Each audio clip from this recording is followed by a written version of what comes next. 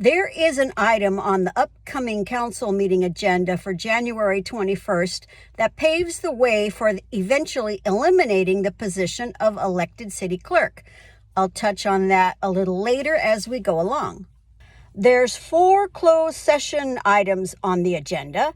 Also 4 presentations, a packed consent calendar, 2 discussion and direction items, and that's in addition to deciding which council members will be assigned to which boards, commissions, and committees. During closed session, interim city manager performance appraisal is there again. Pending litigation with a former city manager is also on the closed session list again. There's also labor negotiations with the police department and a performance evaluation of the city engineer also on the list of things to be discussed during closed session. For presentations, there's recognition of the city clerk, city treasurer, and former city clerk, along with a presentation update for the new Livingston Recplex Center. Like I said, the consent calendar is packed.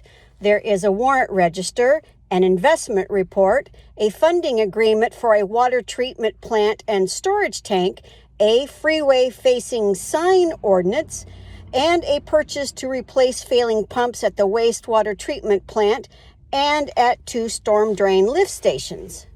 There's also installing 2 light poles at Max Foster, a performance service agreement for a wide range of services for city water wells and the wastewater treatment plant, a professional service agreement adjusting the amount the city would pay for streaming services, and finally, approving the reclassification of the executive assistant deputy city clerk to assistant to the city manager deputy city clerk, along with a corresponding pay bump. This is the one that will make it possible to eventually eliminate the position of elected city clerk because it officially makes it possible for staff to legally do the job that has been done for several years.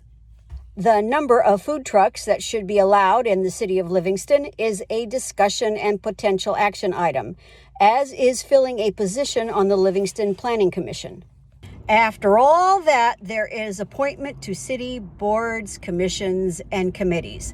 I'm going to talk very briefly about 3.